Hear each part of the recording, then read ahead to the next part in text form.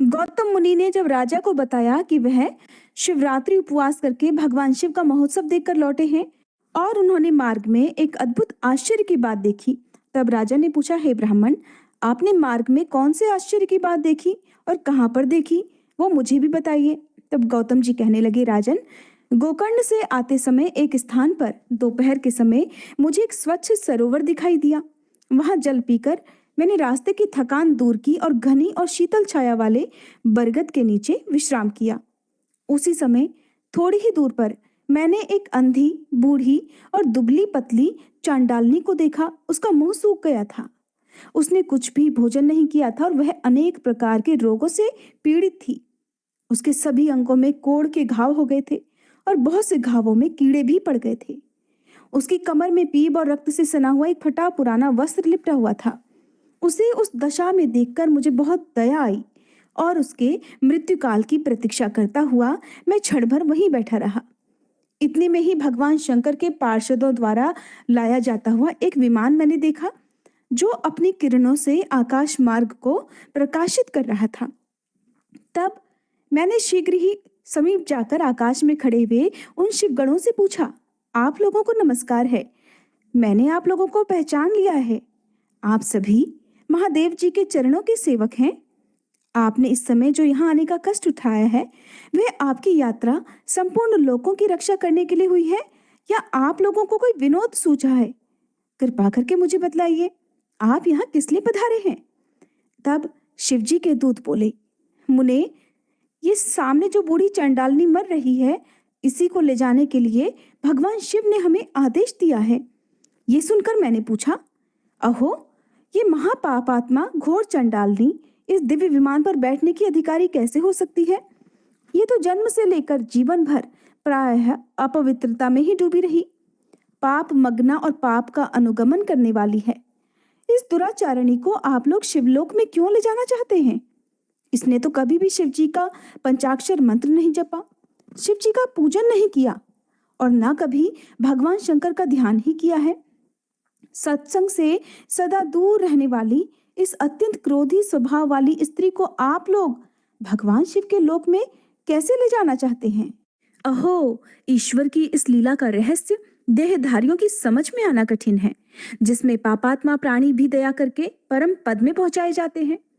मेरे ऐसा कहने पर देवाधिदेव भगवान शिव के दूत इस प्रकार कहने लगे, महामते, ये कर्मों के परिपाक से प्राप्त होने वाली गति देखो, जो कि एक नीच से नीच नारी भी आज रोग शोक से रहित परम धाम पर आरूढ़ हो रही है। इसने पूर्व जन्म में अन्न दान नहीं किया था, अतः भूख प्यास आदि क्लेशों से यहाँ पीड़ित हो रही है। इसने जो मदिरा के नशे में अंधी होकर बड़ा भयंकर पाप कर डाला था, उसी के फल से ये जन्म से ही अंधी हो गई। पूर्व जन्म में इसने जानबूझकर गाय के बछड़े को खाया था, इसलिए इस जन्म में यह अतिशय निंदित चांडालनी हुई। इसने सदाचार का मार्ग त्याग कर पूर्व जन्म में व्यभिचार के मार्ग को अपनाया था। उसी अकथनीय पाप से इस जन्म में यह दुराचारणी और दुर्भाग्यवती हुई है। विधवा होकर भी इसने दूसरे पति का आलिंगन किया।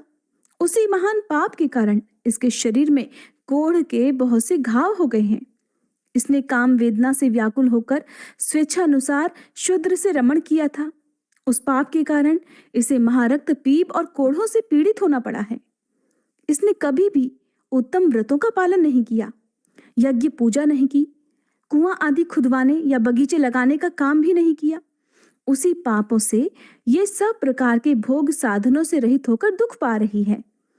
पूर्व जन्म में इस मूर्ख स्त्री ने मदिरा पान किया था। उसी पाप से यह महायक्षमा की पीड़ा और हृदय शूल से तड़प रही है। मुनिश्रेष्ठ, विवेकी महात्मा यहीं पर सब मनुष्यों में उनके संपूर्ण पाप चिन्ह देखते हैं। यहाँ पर जो बहुत से रोगों द्वारा पीड़ित और पुत्र तथा धन से हीन हैं, जो दुष्ट लक्षणों से क्लेश पाने वाले और लाज छोड़कर भीख मांगने वाले हैं, वस्त्र, अन्न, पान, शैया, भूषण और अभ्यंग आदि से वंचित, कुरूप, विद्याहीन, विकल अंगों वाले अर्थात लूले लंगड़े आदि, कुत्सित भोजन करने वाले, दुर्भाग्यवान, निंदित और दूसरों के सेवक हैं, ये सभी अपने पूर्व जन्म में बड़े भारी पापी रहे हैं। इस प्रकार यत्नपूर्वक विचार करके और संसार के मनुष्यों की दशा देखकर विद्वान पुरुष कभी भी पाप नहीं करता। अगर करे तो वह आत्मघाती है। जीव का ये मनुष्य शरीर अनेक प्रकार के सत्कर्मों का एकमात्र साधन है। इसके द्वारा सदा शुभ कर्मों का ही सेवन करे। पाप कर्मों को सदा के लिए सर्वदा सर्वथा त्याग दे। सुख की इच्छा रखने वाले को पुण्य करना चाहिए। मनुष्य का ये शरीर अत्यंत दुर्लभ है। इसे पाकर जो कोई भी अपना हित चाहने वाला मनुष्य एकमात्र भगवान शिव की शरण लेता है, एक चित्त होकर उन्हीं का ध्यान करता है, वह समस्त पापों से तर जाता है। पहले इस दुराचारिणी स्त्री के मुख से असावधानी में शिवजी का नाम उच्चारित हुआ है। श्री गोकर्ण क्षेत्र में शिवरात्रि को उपवास करके रात में इसने जागरण किया और शिवजी के मस्तक पर बिल्वपत्र चढ़ाया है। उसी का जो उत्तम फल है उसे ये आज भोगने जा रही है। ये सब तुम अपनी आंखों से देख रहे हो।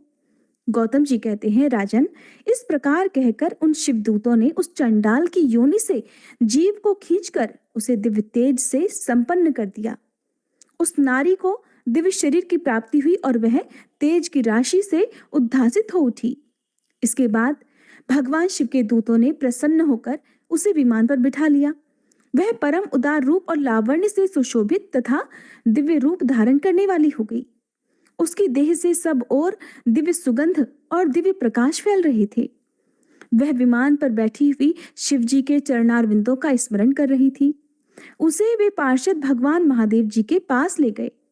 उस समय सब लोकपाल आश्चर्यचकित होकर ये सब देख रहे थे। राजन, गिरिजापति भगवान शंकर के प्रति लेश मात्र भक्ति का ये अत्यंत आश्चर्यजनक महात्म्य मैंने तुम्हें बताया है, जो समस्त पाप राशि का नाश करने वाला है। राजा ने पूछा, भगवान, परमेश्वर शिव का ये उत्तम लोक कैसा है? अगर आपकी मुझ पर दया है तो मुझे शिवलोक का भी लक्षण बताइए। तब गौतम जी बोले, राजन, ब्रह्मा आदि देवेश्वरों के लोकों में भी जो अत्यंत दुर्लभ आनंद है, वह जिस दिव्य धाम में नित्य निरंतर विद्यमान रहता है, वही परमेश्वर शिव का लोक है, जहाँ सब लोकों को लांघ कर जाना होता है, जिसमें दिव्य प्रकाश स्थित है तथा जहाँ अविद्या में अंधकार का कहीं लेश मात्र भी संयोग नहीं है, वही परमेश्वर शिव का लोक है। जहाँ काम, क्रोध, लोभ और मद आदि विकार निवास नहीं करते और जहाँ जन्म आदि अवस्थाएं नहीं प्राप्त होती, वह परमेश्वर शिव का लोक है।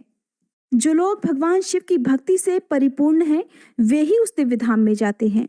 जो भगवान शंकर की कथा सुनने और कहने में प्रसन्नता का अनुभव करते हैं, केवल शांति में जिनकी स्थिति है और जो सब प्राणियों के अकारण सुहृद और मोह रहित हैं, वे संसार चक्र को लांघकर भगवान शंकर के आनंदमय धाम को पाकर सुखी होते हैं।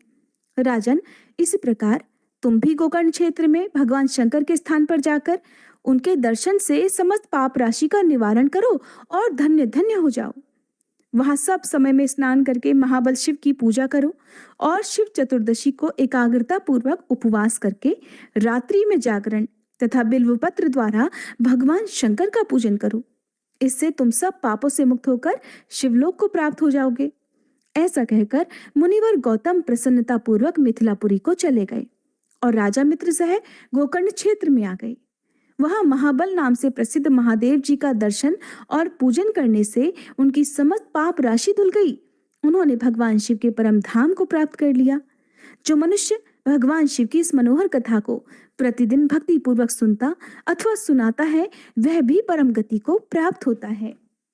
श्री सूत जी कहते हैं, भगवान शिव गुरु हैं, शिव देवता हैं, शिव ही प्राणियों के बंधु हैं, शिव ही आत्मा और शिव ही जीव हैं। शिव जी से भिन्न दूसरा कुछ भी नहीं है।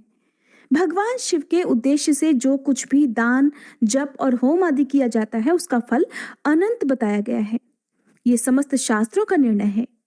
जो एकमात्र भगवान शिव का भजन करता है, वह सभी बंधनों से मुक्त हो जाता है। जो प्रीति अपने पुत्र, स्त्री और धन में की जाती है, वही अगर भगवान शिव की पूजा में की जाए तो वह उद्धार कर देती है। इसलिए कितने ही महात्मा पुरुष भगवान शिव की पूजा के लिए संपूर्ण विषय रूपी मदिरा को छोड़ देते हैं। वही जिह्वा सफल है जो भगवान शिव की स्तुति करती है। वही मन सार्थक है जो शिव जी के ध्यान में लीन होता है। वे ही कान सफल हैं जो उनकी कथा सुनने के लिए सदा उत्सुक रहते हैं, और वे ही दोनों हाथ सार्थक हैं जो शिव जी की पूजा किया करते हैं। वे नेत्र धन्य हैं जो महादेव जी की पूजा का दर्शन करते हैं। वह मस्तक धन्य है जो शिव जी के सामने झुक जाता है। वे पैर धन्य हैं जो भक्ति पूर्वक शिव जी के क्षेत्रों में सदा भ्रमण करते हैं। जिसकी संपूर्ण इंद्रियां भगवान शिव के कामों में लगी रहती हैं, वह संसार सागर के पार हो जाता है और भोग तथा मोक्ष प्राप्त कर लेता है। शिव जी की भक्ति से युक्त मनुष्य, चांडाल, पुलकस, नारी, पुरुष अथवा नपुंसक कोई भी क्यों ना हो, तत्काल ही संसार बंधन से मुक्त हो जाता है। जिसके हृदय में भगवान शिव की लेश मात्र भी भक्ति है, वह समस्त देहधारियों के लिए वंदनीय है। उज्जैनी नगरी में चंद्रसेन नामक एक राजा थे। वे उसी नगर में निवास करने वाले भगवान महाकाल का पूजन करते थे।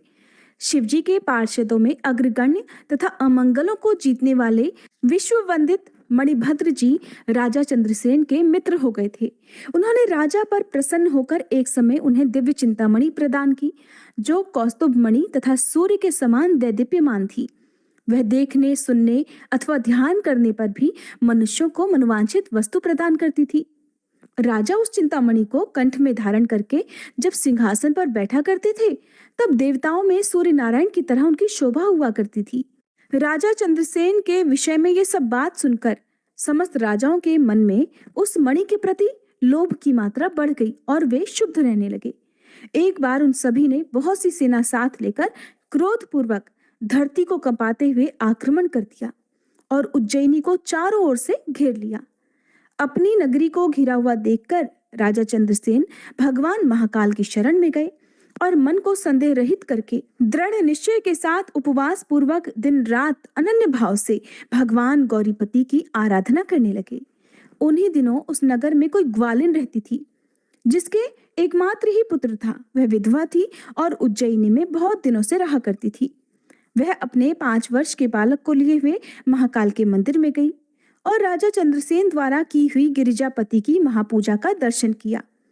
शिव पूजन का वह आश्चर्यमय उत्सव देखकर उसने भगवान को प्रणाम किया और पुनः अपने निवास स्थान पर लौट आई।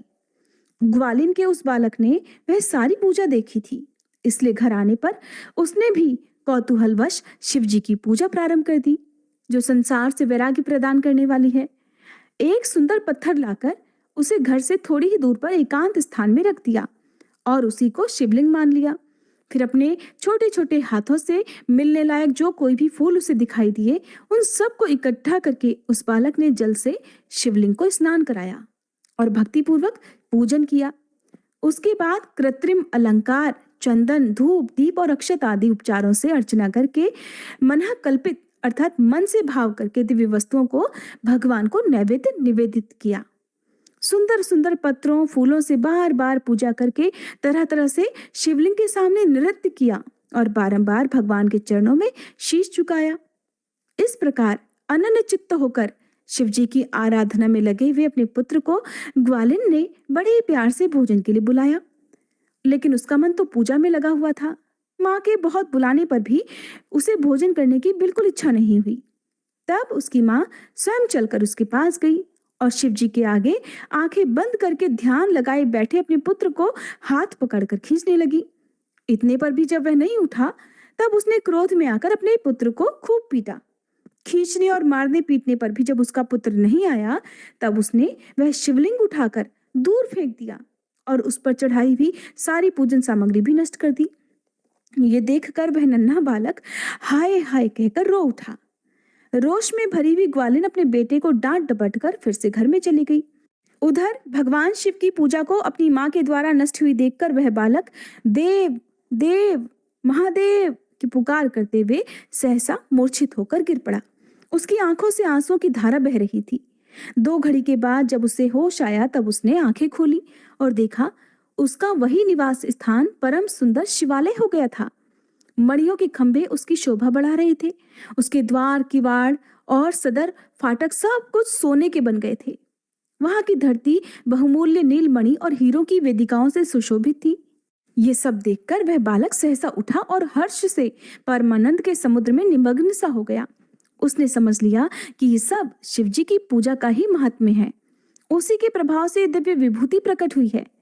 इसके बाद उस बालक ने अपनी माता के अपराध की शांति के लिए पृथ्वी पर मस्तक रखकर साष्टांग प्रणाम किया और कहा, हे देव, हे उमापते, मेरी माता का अपराध क्षमा कीजिए। वह मूढ़ है, आपके प्रभाव को नहीं जानती है महादेव। आप उस पर प्रसन्न हो जाइए। अगर मुझ में आपकी भक्ति से उत्पन्न हुआ कुछ भी पुण्य है तो उससे मेरी माता आपकी दया प्राप्त कर सके। इस प्रकार भगवान शंकर को बार बार प्रसन्न करके उनके चरणों में मस्तक झुकाकर सूर्यास्त के समय वह बालक शिवालय से बाहर निकला और उसने अपने शिविर को देखा। वह इंद्र नगर के समान शोभा पा रहा था। वहां सब कुछ तत्काल स्वर्णमय होकर विचित्र वैभव से प्रकाशित होने लगा।